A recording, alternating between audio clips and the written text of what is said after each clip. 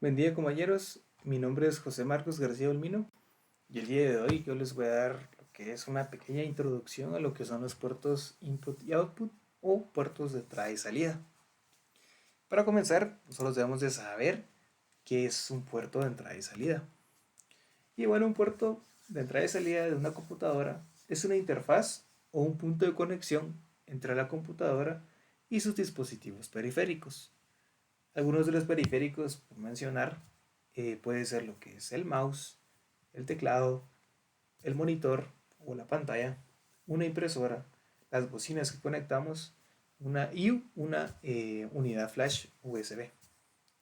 La función principal de un puerto de una computadora es actuar como un punto de conexión, donde se puede enchufar el cable del periférico y permite que los datos fluyan desde y hacia el dispositivo.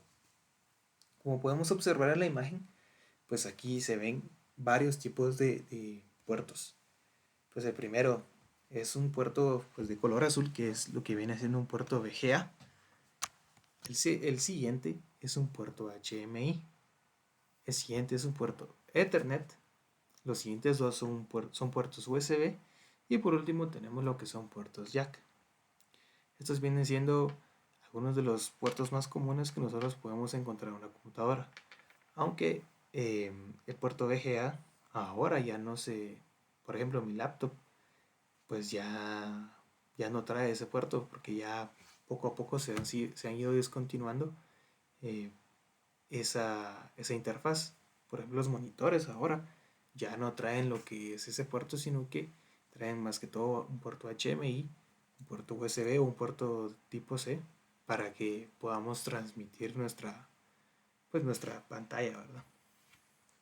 Y bueno, ya que hablamos un poco de lo que son estos tipos de puertos, vamos a mencionar pues los más comunes, ¿verdad? Y pues como les había mencionado, existen diferentes puertos que se pueden encontrar en una computadora. Y para comenzar, vamos a hablar de lo que es el puerto en paralelo. Este es una interfaz entre un computador y un periférico cuya principal característica es que los bits de datos viajan juntos, enviando un paquete de byte a la vez. Es decir, se implementa un cable o una vía física para cada bit de datos formando un bus. Mediante el puerto paralelo, nosotros podemos controlar también periféricos como focos, motores y entre otros dispositivos. Este pues viene siendo lo que es una evolución del puerto serial. Y pues hablando de eso, ahorita este es el puerto serial. Y puerto serial es una interfaz a través de la cual se pueden conectar periféricos utilizando un protocolo serie que implica la transmisión de datos bit a bit a través de una sola comunicación. Pues comparándolo pues con el puerto paralelo viene siendo un poco más lenta la comunicación. El puerto DVI. Esta es una interfaz digital de alta velocidad entre un controlador de pantalla, como una computadora, y un dispositivo de visualización, como un monitor. Fue desarrollado con el objetivo de transmitir señales de video digital sin pérdidas y reemplazar la tecnología analógica VGA. El puerto HMI. Esta es una interfaz digital para conectar dispositivos de alta y ultra alta definición, como monitores de computadora, televisiones de alta definición y reproductores Blu-ray. Este se puede utilizar para transmitir video sin comprimir y señales de audio comprimidas o sin comprimir. El puerto HMI de tipo A es el que se muestra a continuación. Pues si ustedes bien saben, este puerto es el que vino casi que a reemplazar todo lo que son el DVI y el VGA. Entonces este puerto lo que permite es una alta calidad, que por eso es que vemos que los monitores, la mayoría de los monitores utilizan este cable HMI. Y nuestras consolas de videojuegos también utilizan lo que es este puerto. A continuación, el puerto USB. El puerto USB, que es el Universal Serial Bus, reemplazó los puertos seriales, los puertos paralelos, los conectores PS2, los puertos para juegos y los cargadores de energía para dispositivos portátiles. Pues como bien el nombre lo dice, es el puerto universal serial, ¿verdad? Vino a arrasó con todos los demás tipos de puertos por su alta pues calidad que ofrece. Ya si bien saben, todas las computadoras de ahora, bueno, y también de hace varios años, traen por lo menos un puerto USB. Puerto tipo C. El USB tipo C es un conector USB que permite transmitir datos, video y energía de forma simultánea entre un Mac y diversos dispositivos como discos duros, monitores o hubs. Es la evolución del Universal Serial Bus o el USB, que apareció entre 1996 y 1998 y que ha tenido varias versiones como la 1.0, 1.1, 2.0, 3.0 y 3.1. O la última, la USB tipo C, que es su segunda revisión del USB 3.1. Entonces, este puerto, porque se ha vuelto tan pues revolucionario, es por lo que mencioné, que no solamente permite transferir pues datos y video como lo que es con los conectores USB, sino que también energía, al igual que el USB, pero esto lo hace de una manera pues un poco superior a lo que lo hace el USB. Por eso es que ahora este tipo de puertos han ido reemplazando poco a poco lo que es USB. E incluso se ve mucho más, se ve que está más disponible en dispositivos móviles también.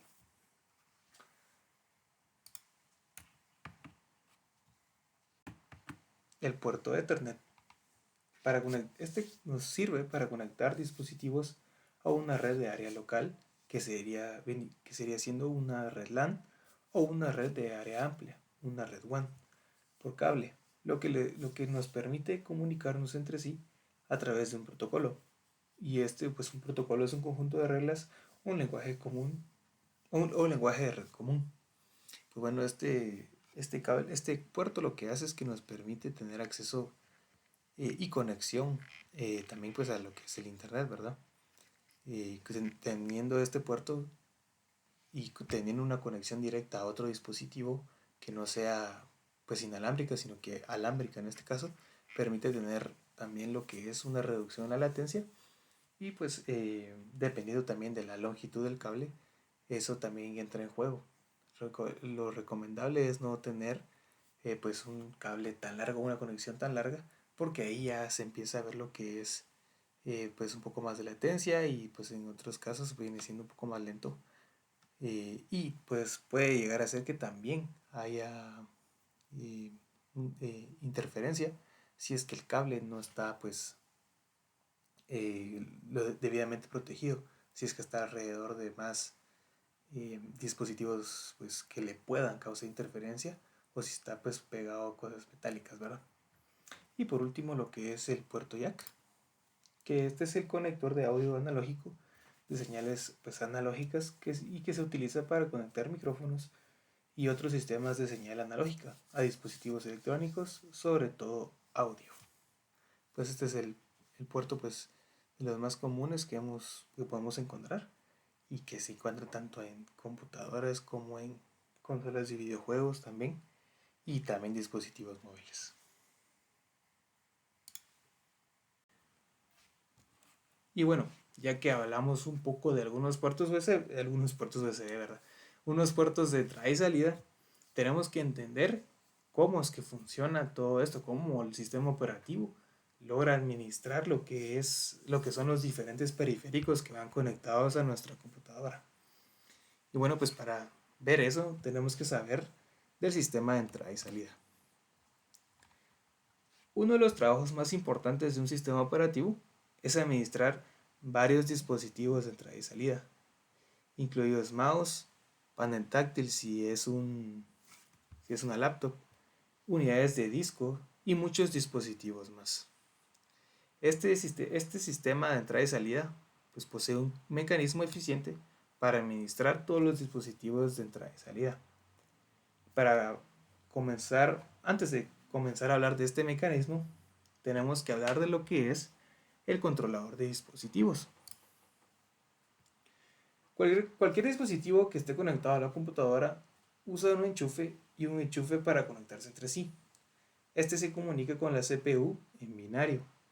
Contiene un registro y el buffer juega un papel importante en la comunicación entre los dispositivos y la CPU como un puente. Los controladores o los drivers que traen los dispositivos son softwares que trabajan como una interfaz entre el sistema operativo y el controlador del dispositivo. Se dice que pues, estos drivers, si lo que hacen, su función, es que la computadora pueda entender cómo comunicarse con los dispositivos. Por eso cuando nosotros compramos una nueva impresora, por dar un ejemplo, ¿verdad? Se nos pide que instalemos los drivers, porque si no, la computadora, pues a pesar de que nosotros ya hayamos conectado los cables pues, a lo que es nuestra computadora, no va a saber cómo funciona, cómo comunicarse con este dispositivo, si no se instalan lo que son los drivers específicos. Y bien, los controladores de dispositivos pues son módulos de software que se pueden conectar a un sistema operativo para manejar un dispositivo en particular, como les había dicho. El sistema operativo toma la ayuda de estos drivers o dispositivos o controladores de dispositivos para manejar pues, todos los dispositivos conectados a nuestra computadora. Sin estos drivers, prácticamente la computadora no sabría qué hacer con ellos. Y bueno, bien, ahora ya podemos pasar a hablar de lo que es el mecanismo de entrada y salida. Y pues este está compuesto por lo que se le llama la input o input-output programada o entrada y salida programada.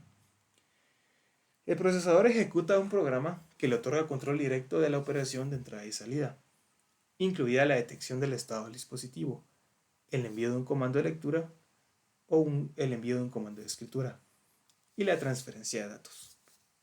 Cuando el procesador envía un comando al módulo de entrada y salida, debe esperar hasta que finalice la operación de entrada y salida. Si el procesador es más rápido que el módulo de entrada y salida, esto es una pérdida de tiempo del procesador. Y bien, ¿cuáles son estos comandos que utiliza pues, la I/O programada o la input-output programada? Para ejecutar una instrucción relacionada con input-output, el procesador emite una dirección especificando el módulo de entrada y salida particular y el dispositivo externo, y un comando de entrada y salida. Hay 4 tipos de comandos de entrada y salida que un módulo de entrada y salida puede recibir cuando es direccionado por un procesador. Estos vienen siendo el comando control, el comando test, el comando read y el comando write. El comando control. Este se utiliza para activar un periférico y decirle qué hacer. Por ejemplo, se puede indicar a una unidad de cinta magnética que retroceda o avance un registro. El comando test. Este se utiliza para probar diversas condiciones de estado asociadas con un módulo de entrada y salida y sus periféricos. El procesador no podrá saber que el periférico de interés está encendido y disponible para su uso. El comando read hace que el módulo de entrada y salida obtenga un elemento de datos del periférico y lo coloque en un buffer interno. Luego el procesador puede obtener el elemento de datos solicitando que el módulo de entrada y salida lo coloque en el bus de datos. Y por último, el comando write hace que el módulo de entrada y salida tome un elemento de datos o byte o palabra del bus de datos y luego transmita ese elemento de datos al periférico. Y bien, para cuando nosotros hablamos de cómo el sistema operativo administra los dispositivos, tenemos que hablar de las interrupciones. El problema con la input-output programada es que el procesador tiene que esperar mucho tiempo para que el módulo de entrada y salida en cuestión esté listo para recibir o transmitir datos. Una alternativa es que el procesador emita un comando de entrada y salida a un módulo y luego realice algún trabajo útil. El módulo de entrada y salida luego interrumpirá al procesador para solicitar servicio cuando esté listo para intercambiar datos con el procesador. Entonces, estas interrupciones, por dar un ejemplo, para que se entienda mejor, lo que hace el sistema operativo es que mientras el módulo de entrada y salida está, por así decirlo, mandándole lo que viene siendo el CPU, le mandó un mensaje al dispositivo, el módulo se encarga de que este mensaje llegue al dispositivo y pues espera la respuesta del dispositivo. Entonces ese tiempo en lo que el módulo espera que pues ya esté listo el mensaje de regreso, viene el sistema operativo e interrumpe o hace una interrupción y se pasa, por así decirlo, a otro proceso a, para aprovechar lo que es pues, los recursos y el tiempo para, para que ya el CPU no se quede como por así decirlo esperando o estancado a que termine. Porque si llegara a hacer eso, pues imaginan, o sea, la compu se quedaría trabada esperando. O sea que sería muy lento el proceso de cada pues, proceso activo, valga la redundancia. Y bueno, pues para la entrada, los módulos, el módulo de entrada y salida recibe un comando de lectura del procesador. El módulo de entrada y salida luego procede a leer datos desde un periférico asociado. Una vez los datos están en el registro de datos del módulo, el módulo envía una señal de interrupción al procesador a través de la línea del control. Ahí es donde pues entran esas interrupciones, ¿verdad? Ya el módulo interrumpe, por así decirlo, le dice, hey, ya al CPU ya terminé. Entonces ya recibe otra vez el CPU como que deja de hacer la tarea que estaba haciendo, regresa a lo que es el módulo de entrada y salida y ya pues interpreta lo que el dispositivo le quiso decir. Y luego ya posterior a eso, el módulo espera hasta que el procesador pues solicite sus datos. Cuando se realiza la solicitud, el módulo coloca sus datos en el bus de datos y luego está listo para otra operación de entrada y salida. Y bueno, este sistema de entrada y salida o mecanismo utiliza lo que es la memoria de acceso directo. Esta es una característica de los sistemas informáticos que permite que ciertos subsistemas de hardware accedan a la memoria del sistema principal, independientemente de la CPU. Se trata de un módulo adicional en el bus del sistema. El DMA usa el bus del sistema para transferir los datos hacia y desde la memoria solo cuando el procesador no los necesita u obliga al procesador a suspender la operación temporalmente. Cuando el procesador desea leer o escribir un bloque de datos, envía un comando al módulo DMA. Y bueno, pues aquí les di lo que es una pequeña introducción a cómo algunos puertos que podemos encontrar en las computadoras y pues a cómo viene funcionando a grandes rasgos lo que es la administración por parte del sistema operativo pues para gestionar los distintos dispositivos o periféricos. A continuación pues les voy a explicar o darles una introducción un poco más profunda a lo que es uno de los puertos más importantes en el mundo de la informática, que es el puerto serial. Y bueno, pues a continuación vamos a pasar a lo que es el puerto serial. Y el puerto serial es considerado como uno de las conexiones externas más básicas a una computadora. El puerto serial ha sido una parte integral de la mayoría de las computadoras durante más de 20 años.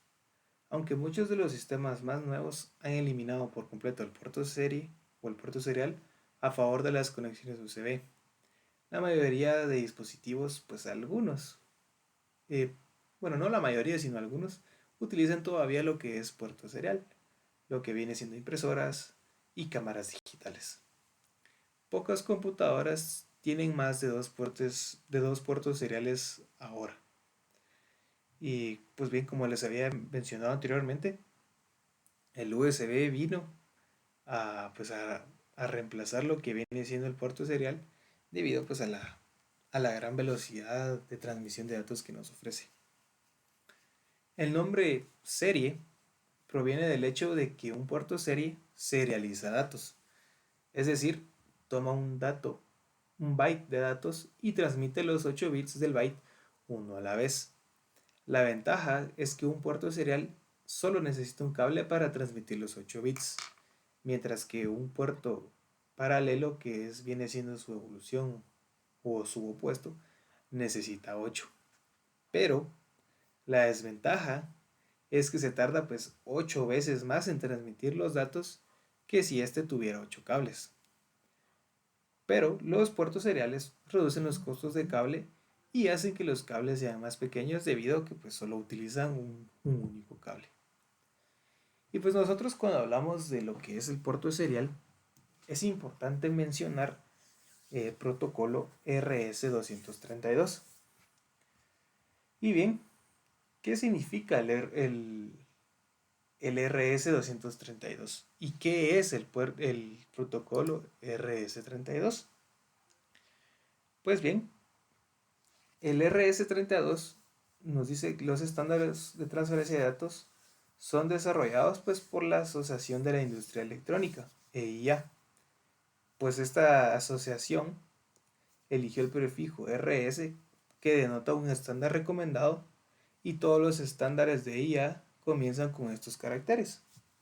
La especificación formal de RS-232 es que es una interfaz que utiliza el intercambio de datos binarios en serie para comunicarse entre dispositivos DTE y DCE. ¿Y qué quiere decir DTE?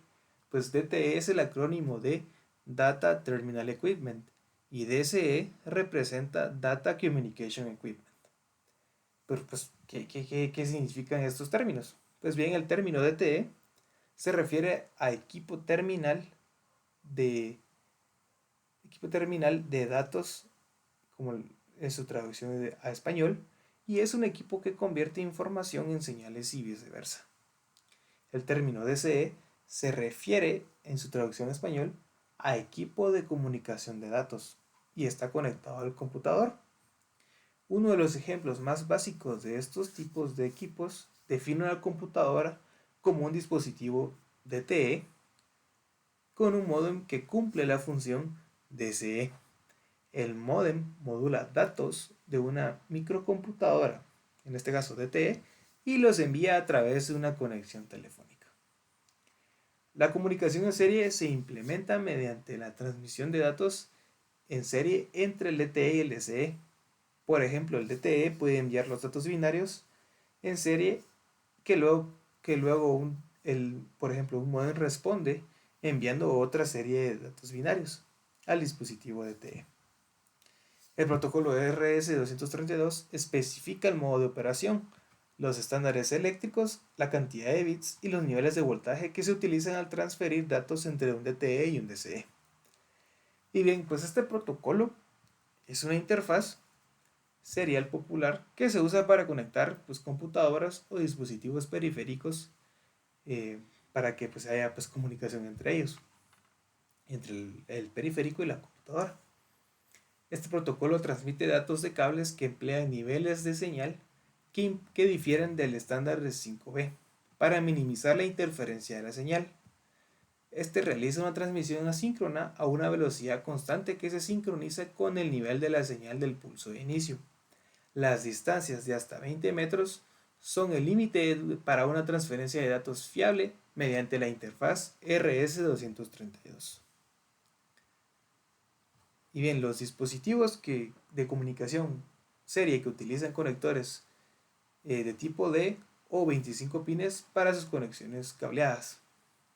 Por lo general, estos designan como DB9 o DB-25 con el número que se usa para diferenciar entre los recuentos de pines. Y pues aquí se puede ver lo que es un conector de 9 pines.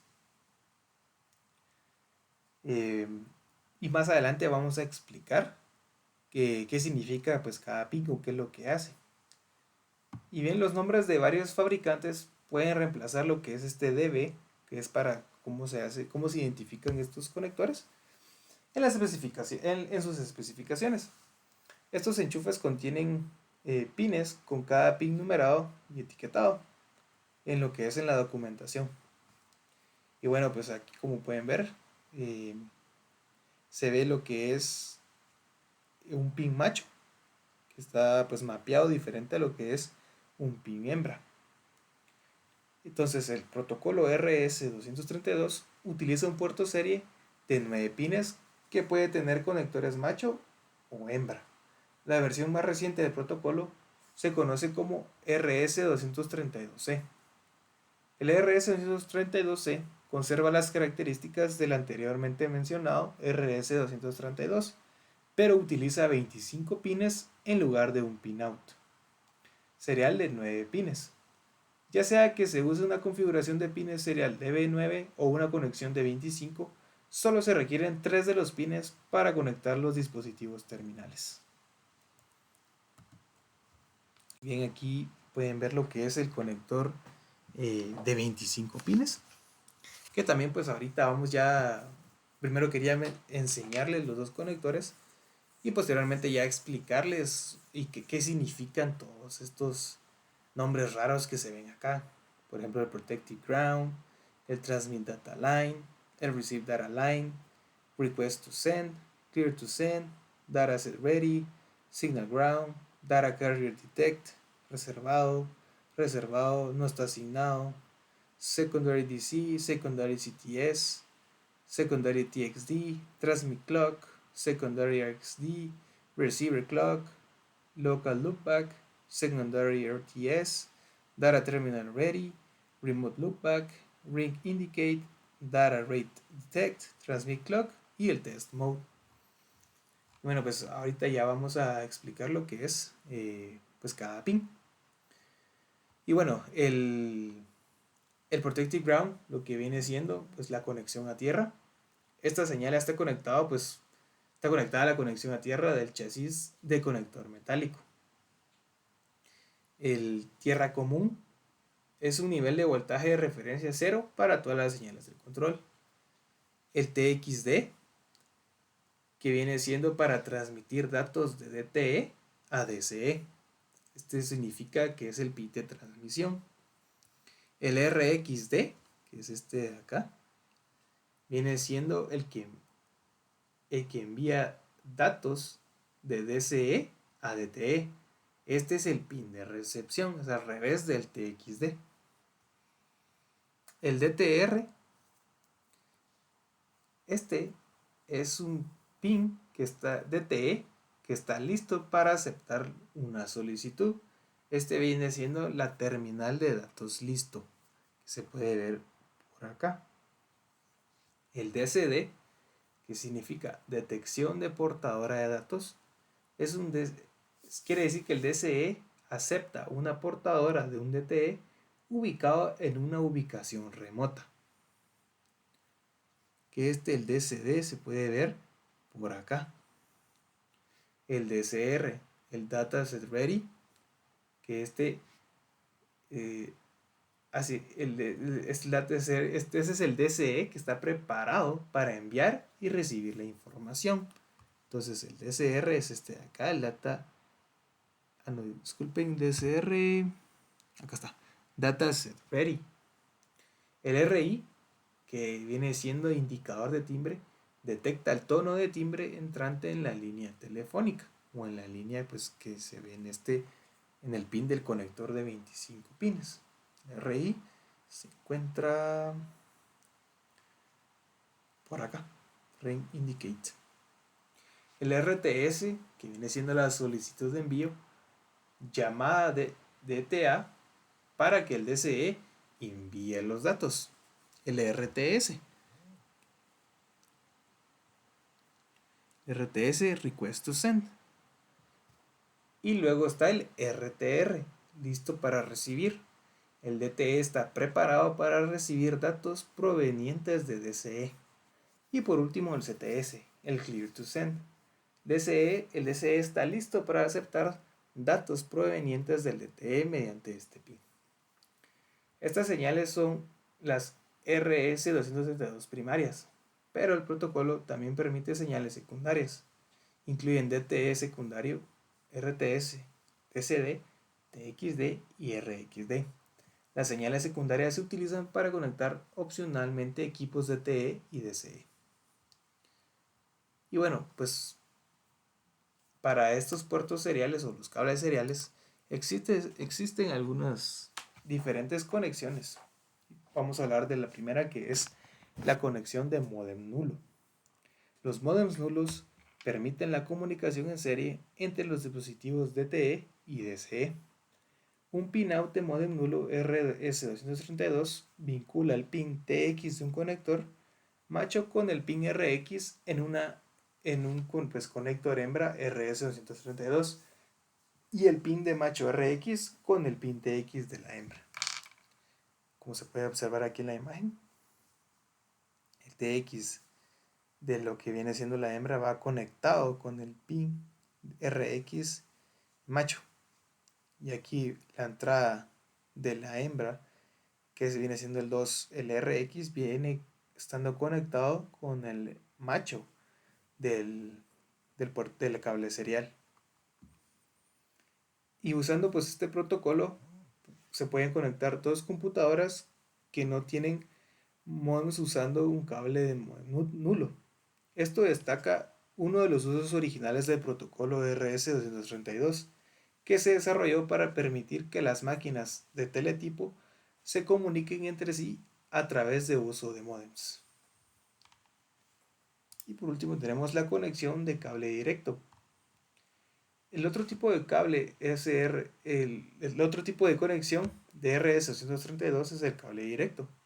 Y este es una conexión uno a uno.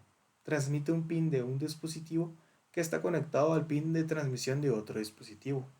Y el pin del receptor de un dispositivo está conectado al pin de receptor del otro dispositivo.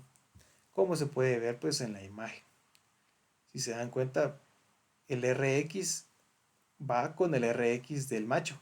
O sea, el RX de la hembra va con el RX del macho y el TX va con el TX pues de ambos, ¿verdad?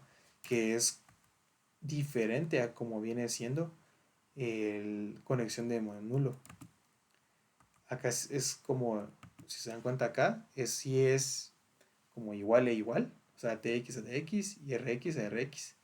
Pero acá ya viene siendo lo que es como que a la inversa, ¿verdad? RX a TX o lo opuesto, ¿va? Y TX a RX. Y bueno, pues esto ha sido una pequeña así que introducción a lo que es el puerto serial y espero que les ayude pues más adelante. Muchas gracias. ¿Qué tal? Buenas. Yo hablaré un poco sobre lo que son los puertos paralelos. Para ello abarcaremos un poco del contenido sobre lo que es la historia, la definición, características, ventajas y desventajas del mismo. Eh, pues bueno, en 1981 IBM introdujo en la computadora personal lo que es el puerto paralelo estándar, que sería el SPP. Eh,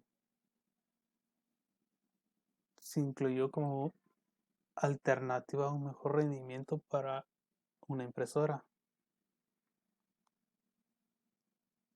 ya que este puerto tenía la capacidad de transmitir 8 bits de una vez, a diferencia de el puerto serial que transmitía de bit a bit,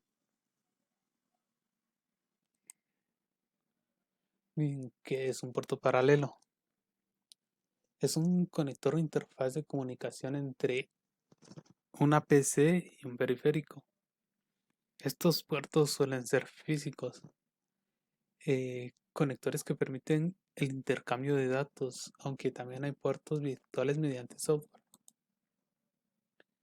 Por ejemplo, el envío de información de la PC hacia una impresora o bien el obtener información de un escáner y enviárselo a la PC.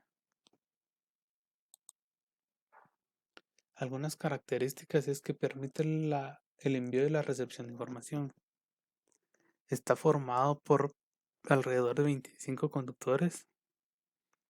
Utiliza dos tipos de conectores, o bien en ese entonces utilizaron el DB25, que era el que estaba integrado a la PC, y el Centronics, que sería del lado de la impresora.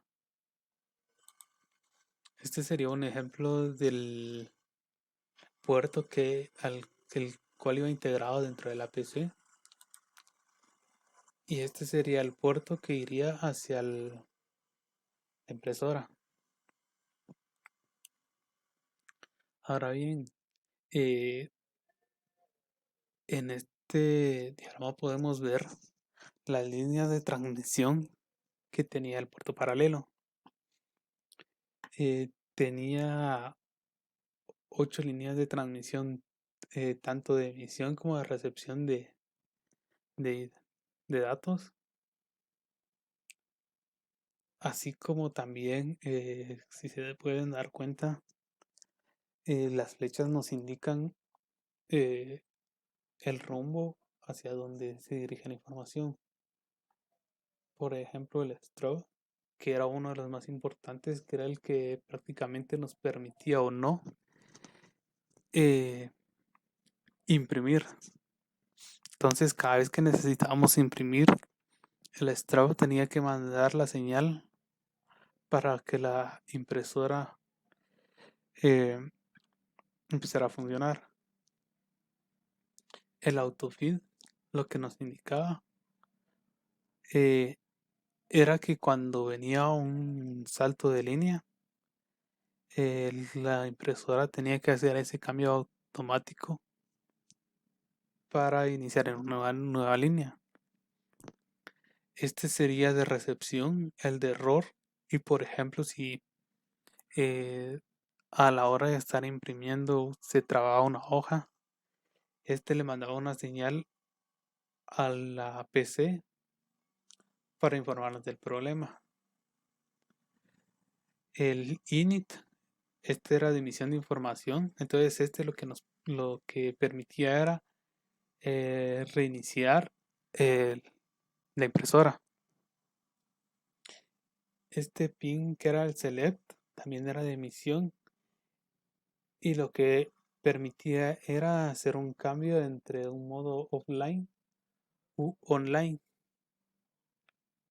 Eh, Estos que serían del 18 al 25, que prácticamente serían los negativos, por decirlo de alguna manera, de cada uno de estos pins que envían y reciben información.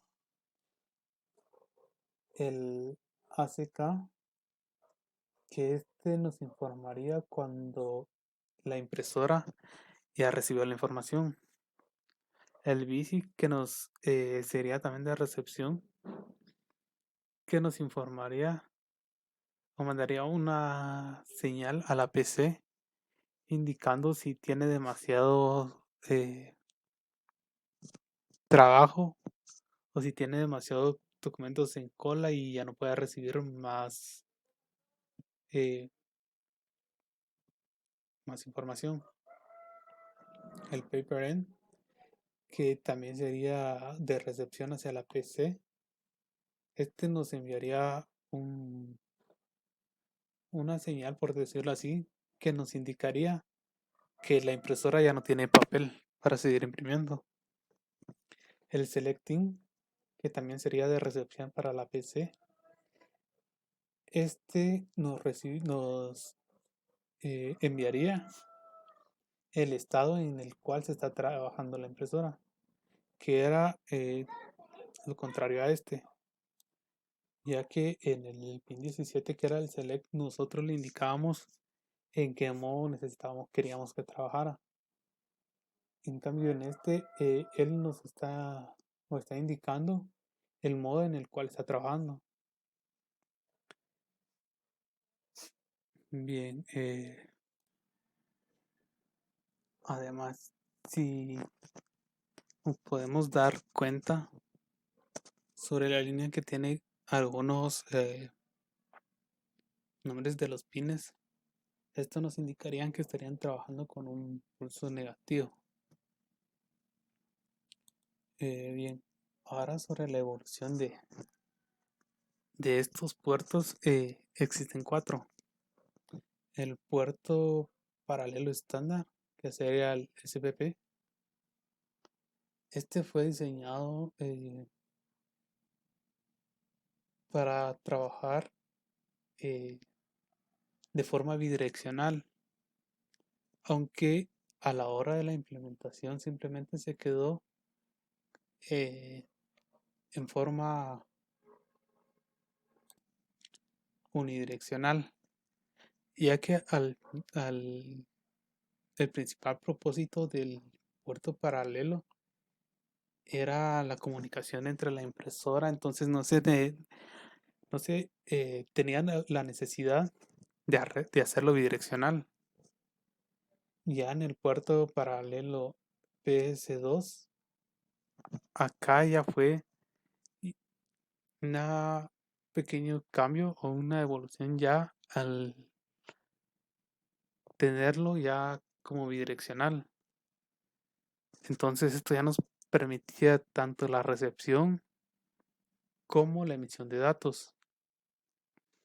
Eh, Normalmente, como nos damos cuenta en el, los pines o las líneas que están en azules nos indican tanto la recepción como la emisión de datos.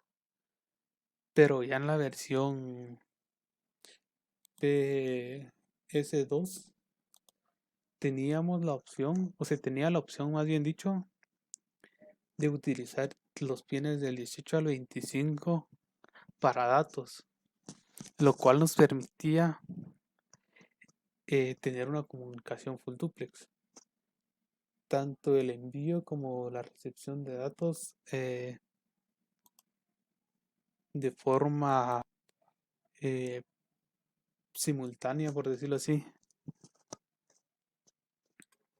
Ahora bien, el Enhanced Parallel Port, EPP, pues este permite la transferencia de mucho más datos por segundo.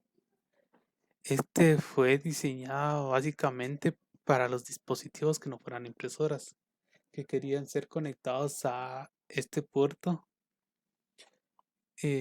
como por ejemplo un dispositivo de almacenamiento externo, en el cual solo se requería la transferencia de información. También tenemos el Extend Capability Port, que sería el SP. Este, a diferencia del EPP, este sí está orientado a mejorar la funcionalidad y la velocidad de comunicación entre la impresora.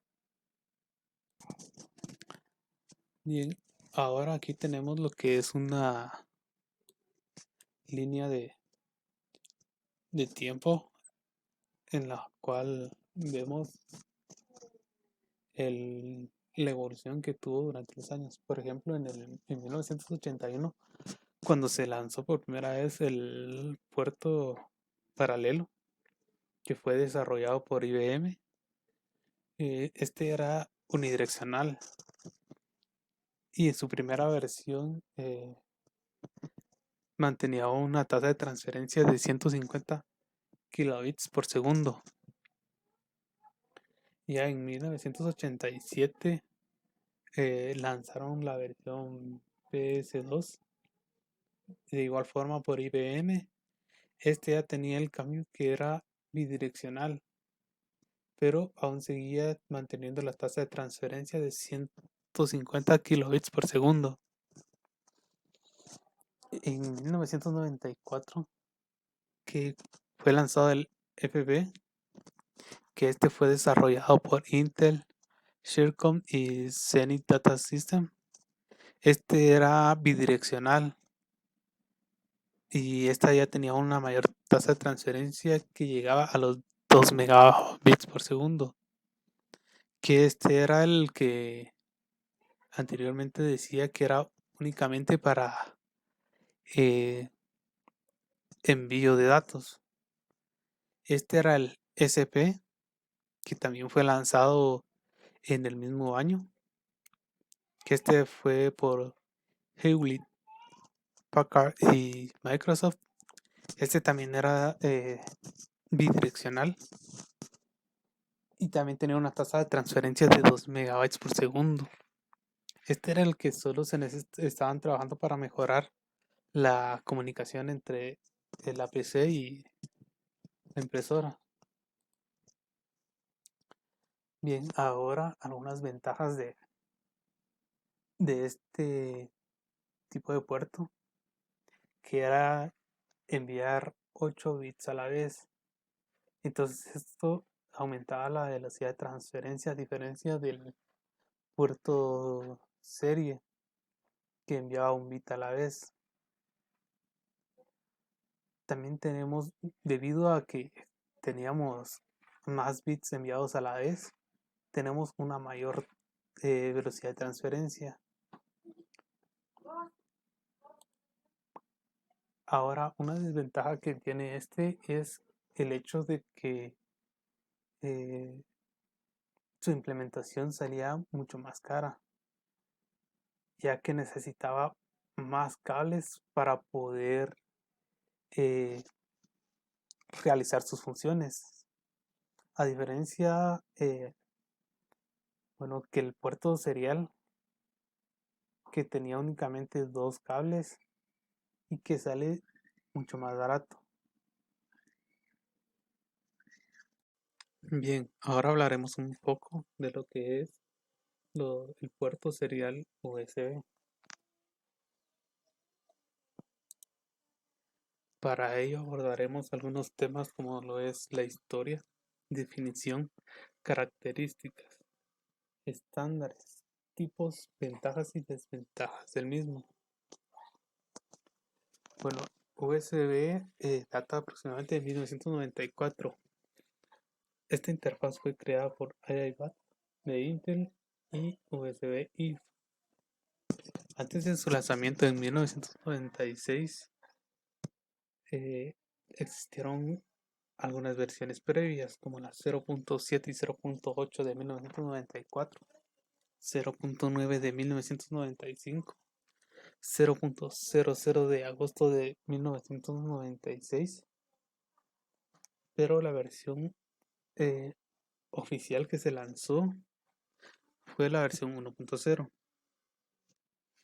En 1998, el iMac G3 fue el primer ordenador personal que descontinuó los puertos serie y paralelo. Bueno, esto ayudó al puerto USB a expandirse con una mayor velocidad, ya que este, por su eh, mayor rendimiento, podría decirse así, fue sustituyendo al serial y al paralelo, que hasta ese momento eran los tradicionales. Bueno, ¿qué es un puerto USB?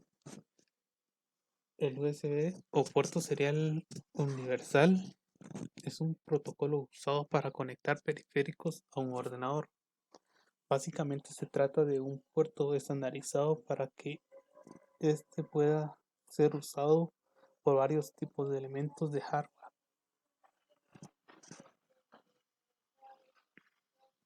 Algunas características de este es que permite el envío y recepción de información.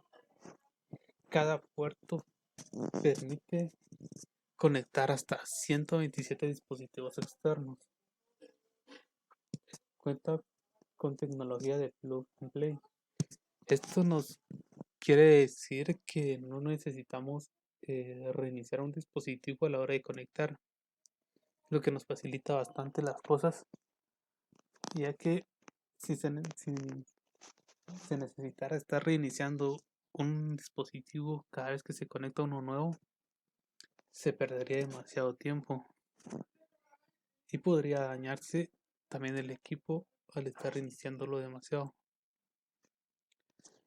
Bueno, eh, algunos estándares de los USB, que fue la primera versión oficial, que era el USB 1.0, que era el más antiguo y de menor velocidad. Su tasa de transferencia era de hasta 1.5 megabits por segundo o un promedio de 188 kilobytes por segundo. El USB, el USB 1.1, que es la mejora del 1.0. Este ya tenía un poco más de velocidad y ya está en la versión 1.1 y se implementó lo que era Plug and Play. Su tasa de transferencia sube hasta 12 megabits por segundo y teniendo un promedio de aproximadamente 1.5 megabits por segundo. Aunque todavía estaba lejos de la velocidad que alcanzara sus sucesores. El siguiente sería la versión o el estándar USB 2.0, conocido como de alta velocidad. Alcanza tasa de transferencia de hasta 480 megabits por segundo o un aproximado en promedio de 60 megabits por segundo. Aunque en la práctica suele quedarse en los 280 megabits por segundo y un promedio de 35 megabits por segundo.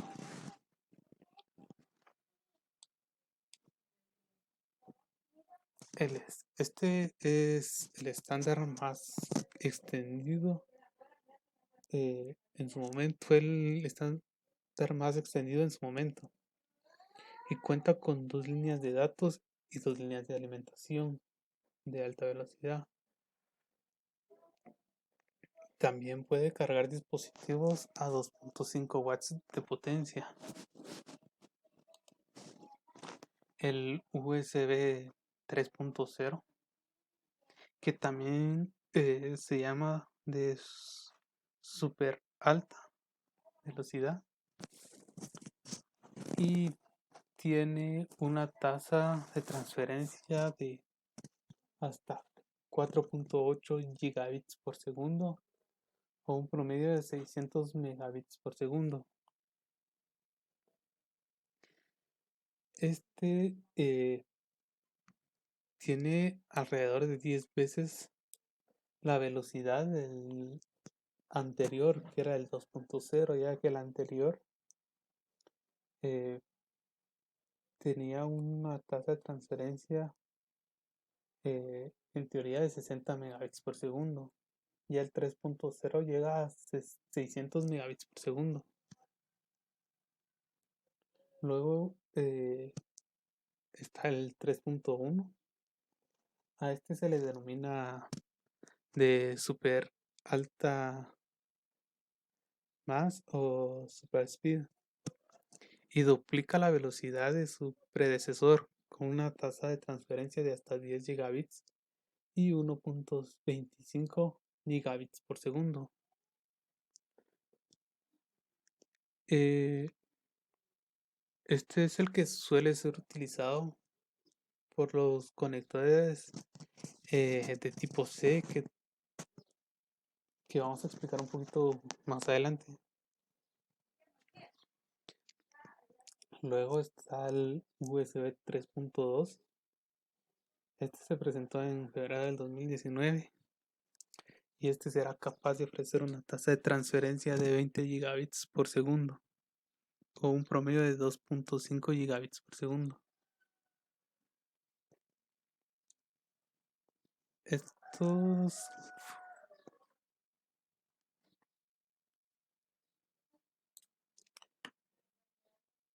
Este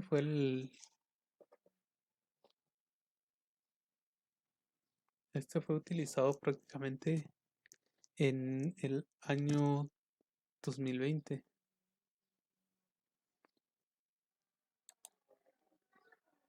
Por último, tenemos el USB 4.0. Este también es un poco más reciente. Es el más reciente hasta la fecha. Y en teoría sería capaz de tener una tasa de transferencia de hasta 40 gigabits por segundo o un promedio de 5 gigabytes por segundo. Estos serían implementados alrededor del 2021.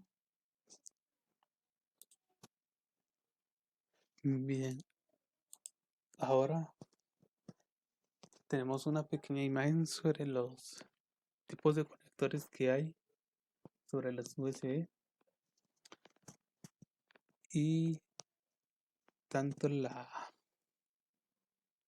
el estándar como el tipo al que pertenecen. Por ejemplo, el primero que sería el USB 1.0 y el que va del 1.0 al 2.0 que serían de tipo A. Este sería del 3.0 al 3.1 que también pertenece al A. El tipo B que sería el USB de 1.0 2.0 o bien el USB de 3.1 de 3.0 a 3.1. También hay tipo C que sería el USB también abarca parte del USB 3.0 y 3.1. El mini A que sería también abarca el USB 1.0 y 2.0.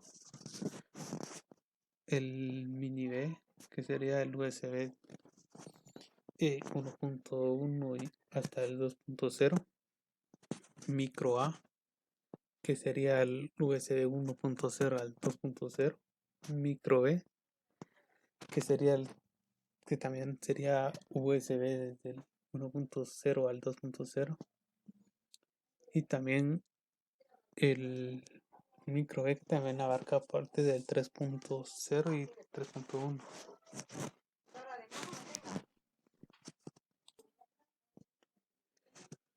Bien, ahora hablaremos sobre los tipos que hay. En este sería el USB tipo A, que ha sido el conector predeterminado entre los periféricos y el ordenador principales hasta la llegada de los otros más pequeños. Pueden ser utilizados con los estándares del 1.0, 1.2, así también como el USB 3.0 y 3.1. Sin embargo, los conectores que utilizan el estándar 3.0 se diferencian del resto por tener una pestaña interna con un plástico como azul.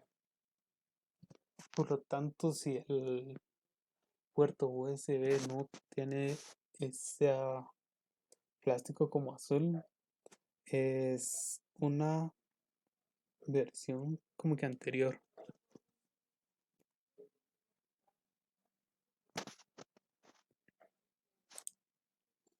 El USB tipo B ha sido el conector que se suele utilizar para conectarse a periféricos como impresoras, escáner, aunque a menudo solo para proporcionar alimentación. Hay dos tipos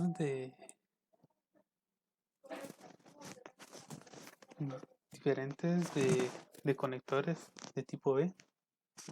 El convencional que sería para los estándares USB 1.0 y 2.0 y el otro con forma ligeramente diferente para el USB 3.0.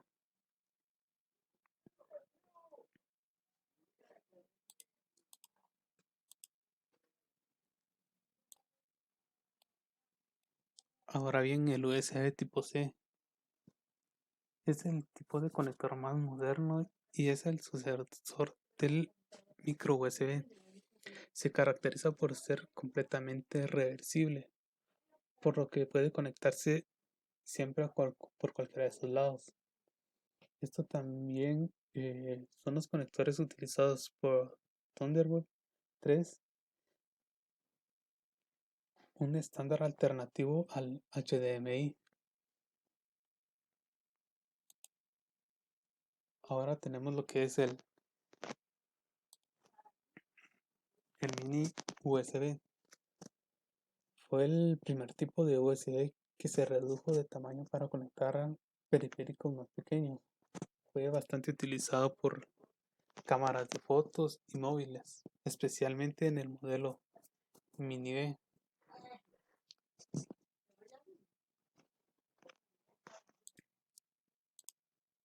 Ahora, por último, tenemos lo que es el micro USB, que es el sucesor del mini USB. Ha sido muy popular, el más utilizado por dispositivos pequeños. Posiblemente en la mayoría de los dispositivos actuales es el utilizado. Ahora bien, aquí podemos ver una pequeña imagen en la cual se muestra la capacidad de transferencia eh, en combinación con los diferentes tipos de puertos. Por ejemplo, si el host que tenemos es un USB 2.0, pero el dispositivo que vamos a utilizar para transferencia es de tipo 3.0, y si el dispositivo al que queremos transmitir la información también es 2.0, tenemos una tasa de transferencia de 480 megabits por segundo. Ahora, si tenemos un host 2.0 con un cable de 2.0 y un dispositivo de recepción, digamos, de 3.0, de igual forma tendrá una tasa de transferencia de 480 megabits por segundo, ya que lo limita el USB 2.0. Ahora bien, si tenemos un host con USB 3.0, nuestro receptor tendrá un USB de 2.0. De igual forma tendrá una tasa de transferencia de 280 megabytes por segundo, dado que se está utilizando un cable de 2.0, lo cual también nos limita la tasa de transferencia. Ahora bien, si tenemos un host de 3.0, un receptor que tenga USB también 3.0, y utilizamos un cable 3.0, nuestra tasa de transferencia aumentará considerablemente, ya que tendrá ahora ya que ahora será una tasa de transferencia de 5 gigabits por segundo, que sería más de 10 veces es la tasa de transferencia de los tres anteriores. Ahora bien, si tenemos eh, la última versión de USB, que sería 3.1 en el host, 3.1 en el drive o en nuestro receptor, y utilizamos un cable de 3.1 también, este nos aumentará aún más la tasa de transferencia, llegando hasta los 10 gigabits por segundo. Bien, ahora algunas ventajas de estar utilizando los dispositivos o los puertos USB es la alta velocidad de transferencia. Aunque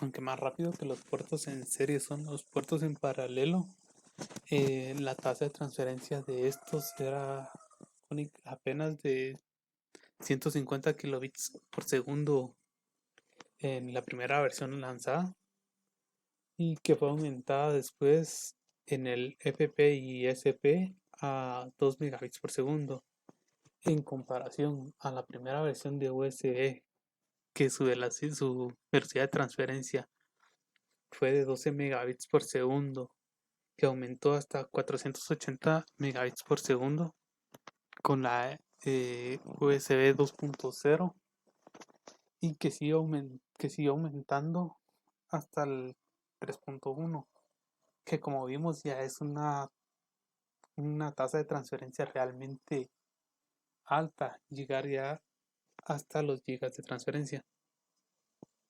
Bien, ahora también tenemos lo que es la energía. En los puertos en paralelo, si necesitábamos utilizar algún periférico que requiera una fuente de alimentación, esta debería ser externa, ya que el puerto eh, paralelo únicamente nos proporcionaba la información o los bits que le mandábamos, que se mandaba desde la computadora. En cambio, ahora los puertos USB tiene la posibilidad de transferir una cierta cantidad eh, de alimentación hacia estos periféricos. Podría llegar a proporcionar hasta 500 miliamperios para alimentar alguno, que puede ir aumentando hasta 900 miliamperios con el USB 3.0, como por ejemplo algunos periféricos que utilizan eh, esta fuente de alimentación por medio de USB. Podría ser algún mouse, también algún teclado o bien alguna cámara web que se esté utilizando. La otra sería la facilidad de uso. Como anteriormente se habló en lo que eran los puertos paralelos, sobre lo que al inicio no tenían lo que era el plug and play, entonces se tendría que estar reiniciando el dispositivo cada vez que se quería conectar a algún nuevo eh, periférico. Mientras que en este ya está incorporado el plug and play, entonces no necesitamos estar reiniciando el dispositivo, sino que simplemente conectarlo y ya lo tendríamos disponible. Aparte de eso, si es algún periférico nuevo y dentro del dispositivo no tendremos los drivers necesarios para eh, ser ejecutado, este mismo nos pedirá, al conectarlo, nos pedirá que descarguemos el driver para su correcto funcionamiento. Y por último tenemos lo que son múltiples dispositivos. En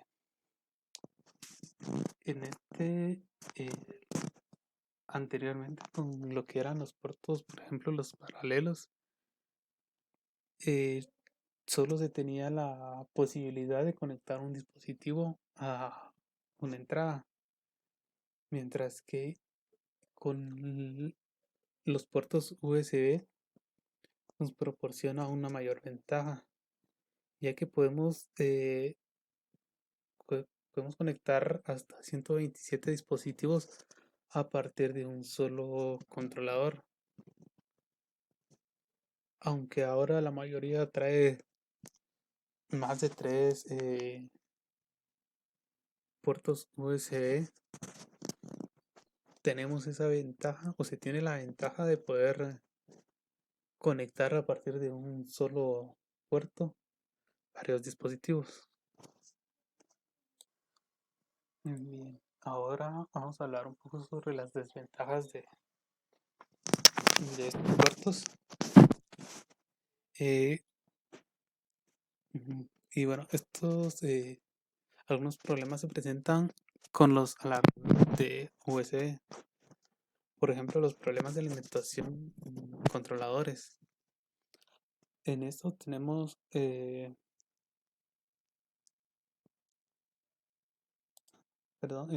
los concentradores. Eh, en estos tenemos dos tipos. Uno que es de tipo pasivo y este no necesita un adaptador de alimentación y no dispone de un repetidor para ampliar la señal USB.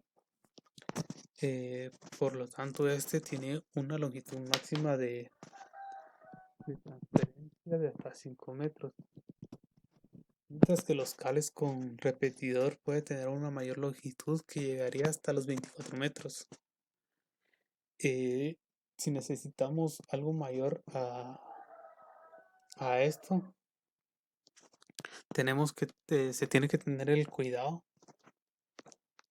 de saber qué tipo de cable se está utilizando, si es un cable pasivo o no.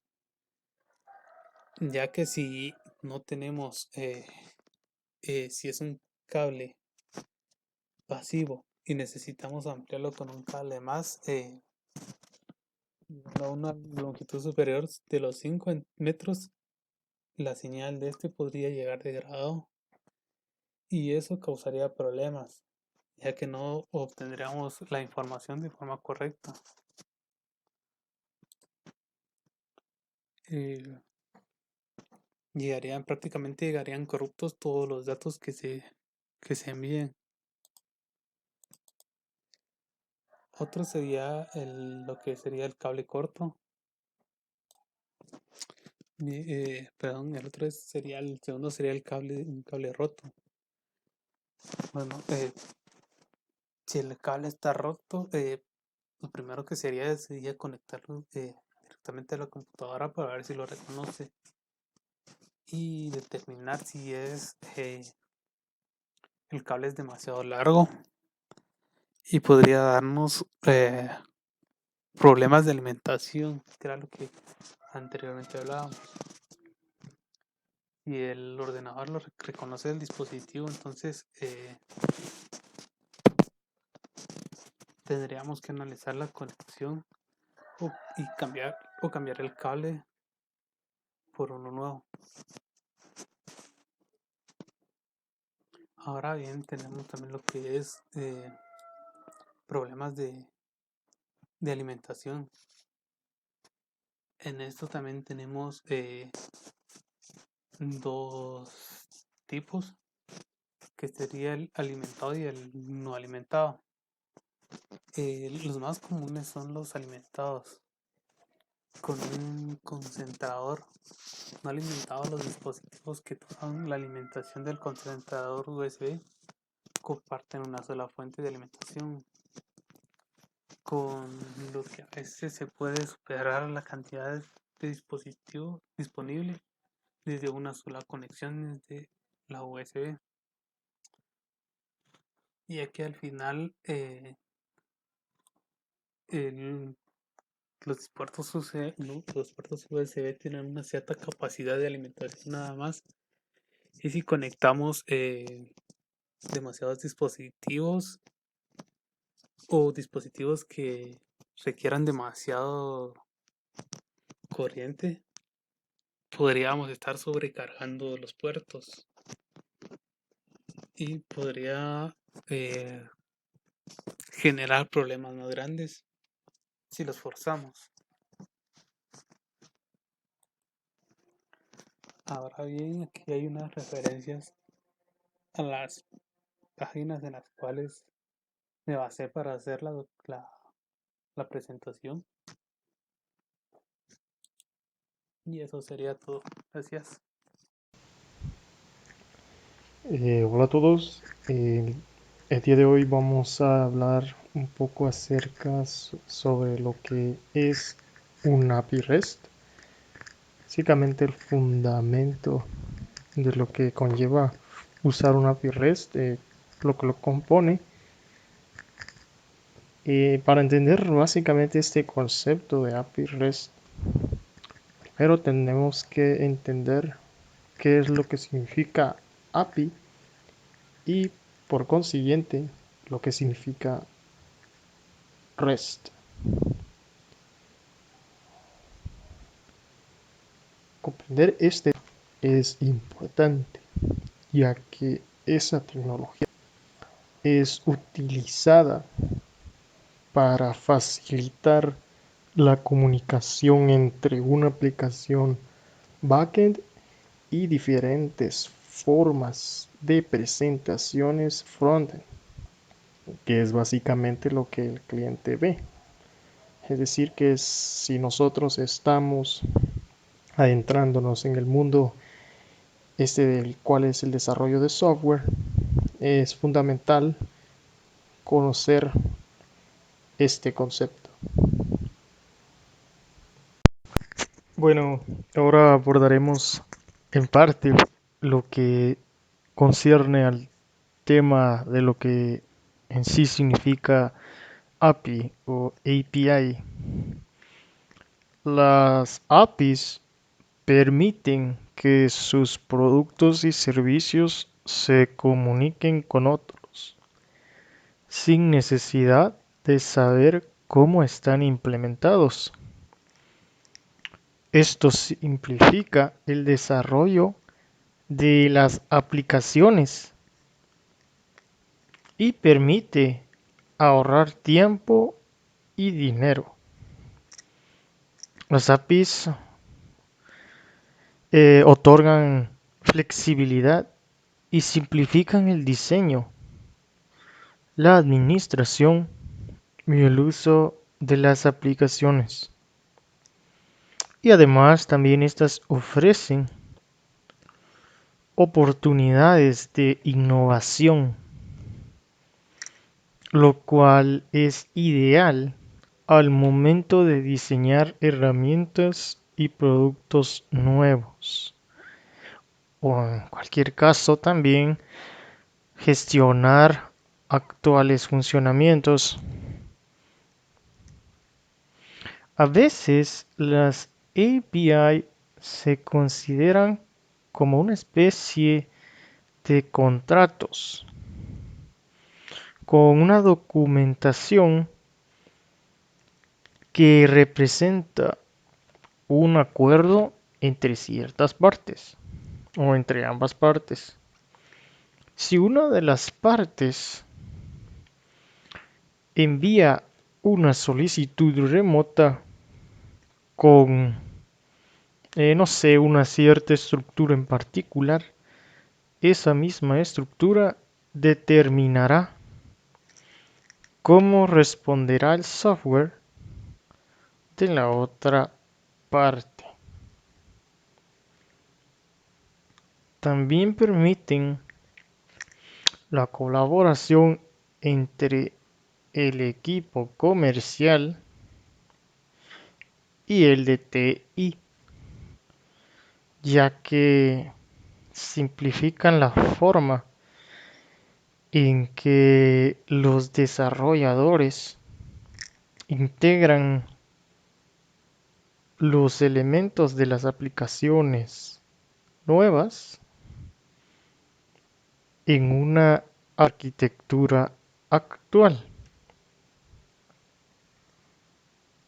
Las necesidades comerciales suelen cambiar rápidamente en respuesta a los mercados digitales. Estos tienen un constante cambio, donde la competencia puede modificar un sector entero con una aplicación nueva. Entonces, para poder seguir siendo competitivos, es importante admitir la implementación y desarrollo rápidos de servicios innovadores.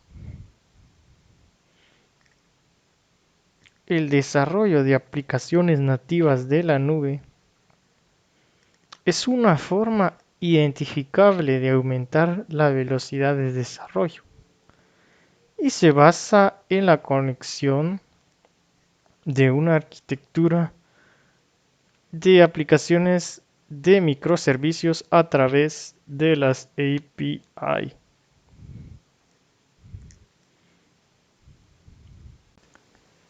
Continuando con el tema de la API, en este caso vamos a introducir un ejemplo de la vida cotidiana en la cual una API puede llegar a estar representada en este entorno en el cual se va a mostrar. Consideremos que en una noche del viernes, después de una larga jornada de trabajo, estamos sentados en un restaurante y hemos decidido cenar en él.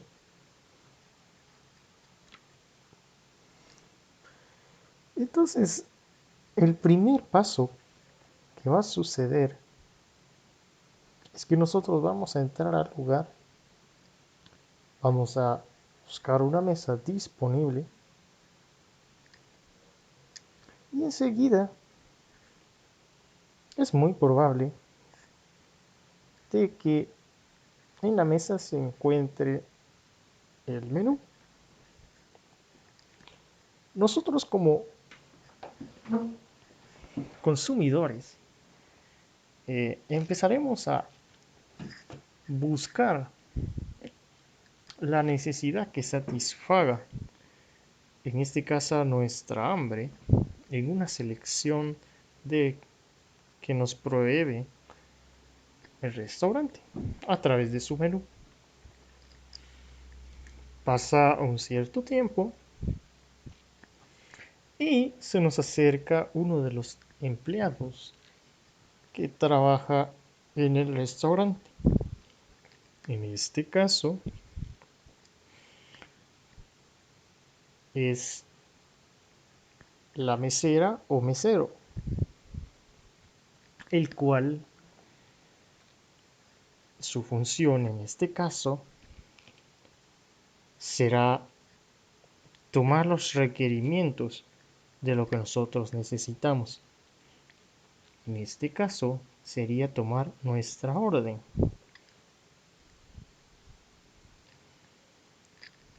De seguida, luego de tomar nuestra orden, el mesero tomará esa orden y la transportará hacia el chef, el cual, o al jefe de cocina, el cual tendrá como función preparar lo que se nos ha solicitado, lo que el cliente quiere, que quiere consumir, en este caso comida de parte del menú. El chef tomará su tiempo, preparará el producto, la comida y reportará a la mesera que la orden está lista.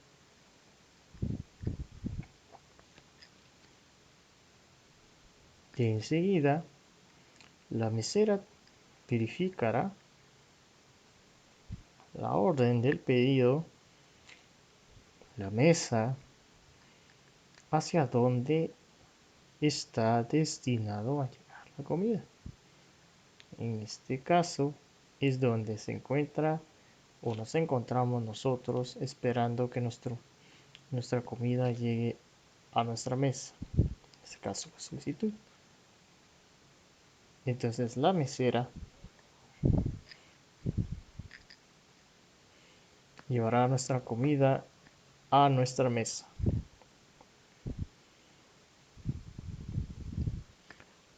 Como podemos observar en la imagen, nuestro manejador,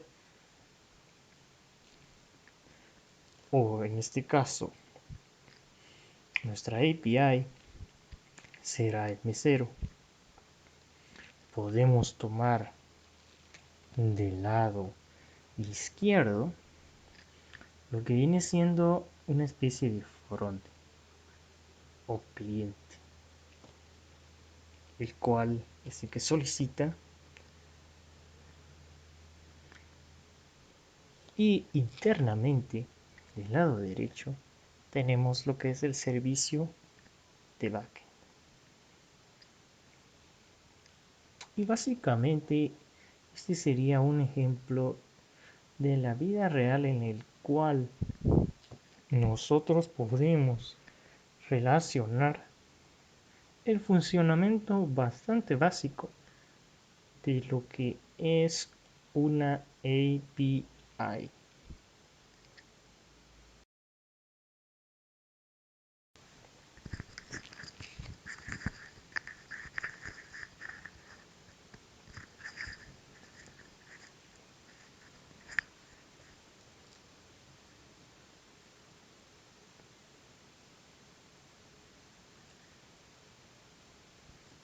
Luego de haber definido lo que es API, podemos entrar al concepto de REST. Pero, ¿qué significa REST? REST es una interfaz para conectar varios sistemas basados en el protocolo HTTP, el cual este protocolo pues es uno de los más antiguos y nos sirve para obtener y generar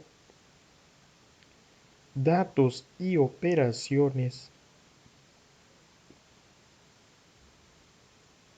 devolviendo esos datos en formatos muy específicos, ya sea JSON, que es el más popular, o XML, entre otros.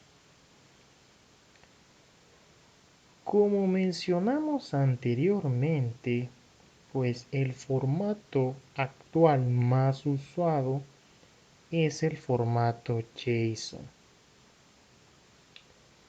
ya que es más ligero y legible en comparación al formato XML.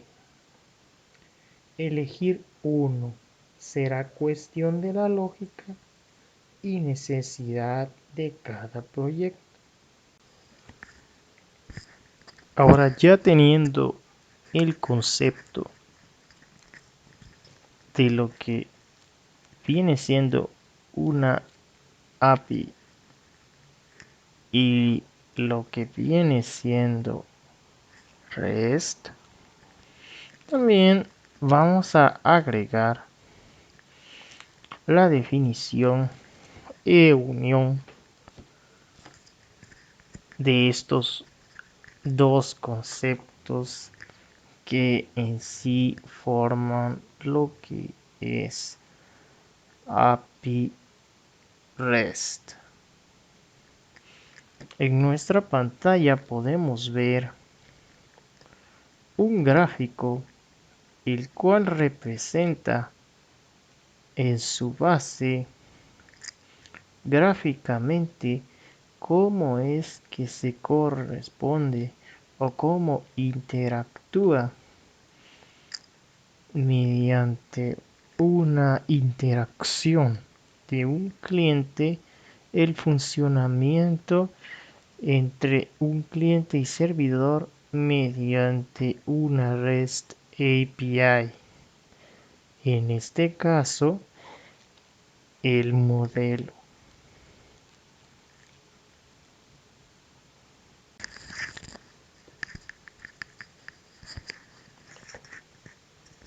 Las API REST se pueden desarrollar mediante el uso de prácticamente cualquier lenguaje de programación y son compatibles con una tremenda variedad de formato de datos.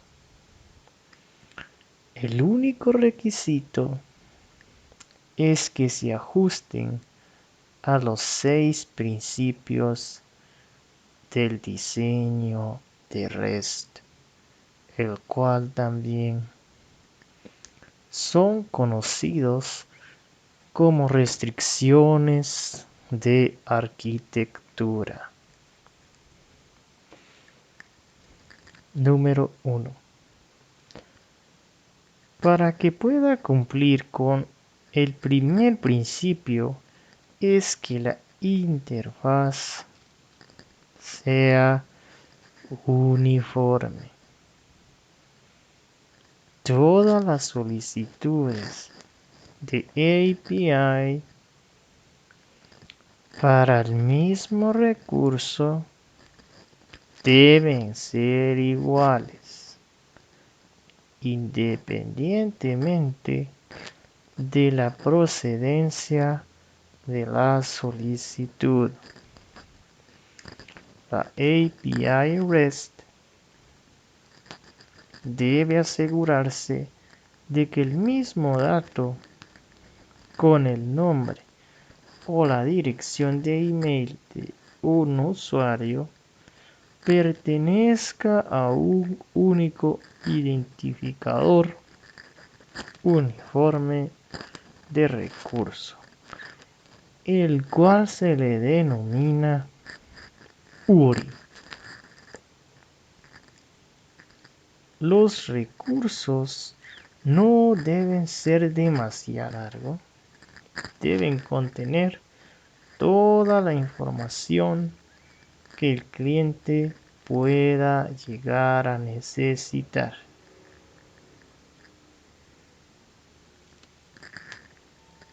Número 2. La separación entre cliente y servidor.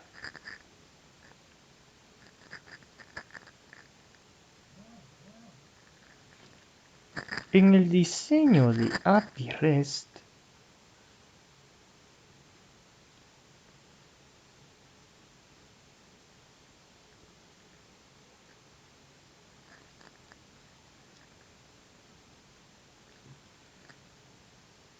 las aplicaciones de cliente y de servidor deben ser completamente independientes entre sí. La única información que la aplicación de cliente debe conocer es el URI del recurso que se solicita. No puede interactuar con la aplicación de servidor de ninguna otra forma. Del mismo modo, una aplicación de servidor no debe modificar la aplicación del cliente más allá de entregarle los datos solicitados vía HTTP.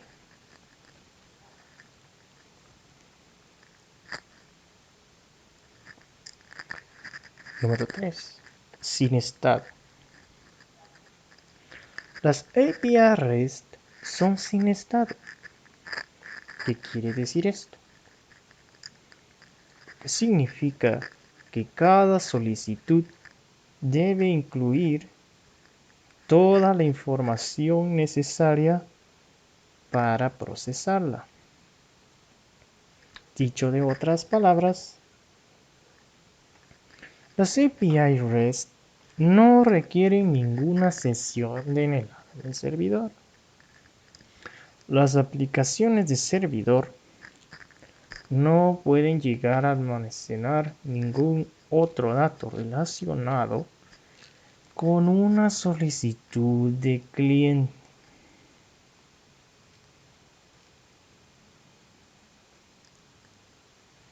Número 4. Capacidad de almacenamiento en memoria caché.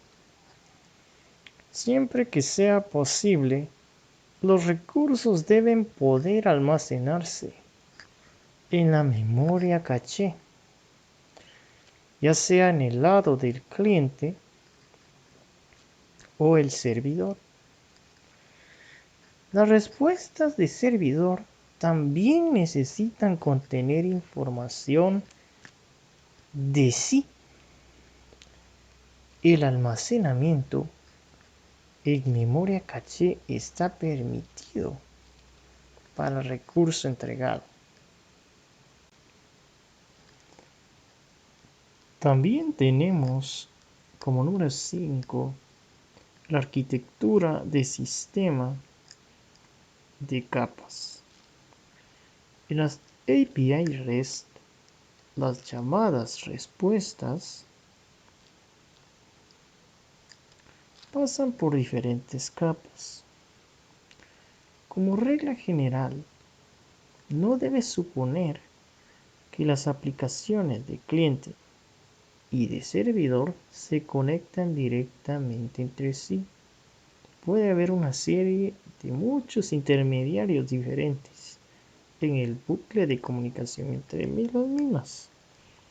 Las API REST deben diseñarse para que ni el cliente ni el servidor puedan notar si se comunican con la aplicación final o ya sea con un intermediario.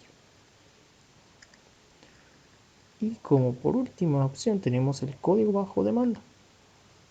Generalmente las API REST envían recursos estáticos, pero en algunos casos las respuestas también pueden contener un código ejecutable, ya sea como los applets de Java.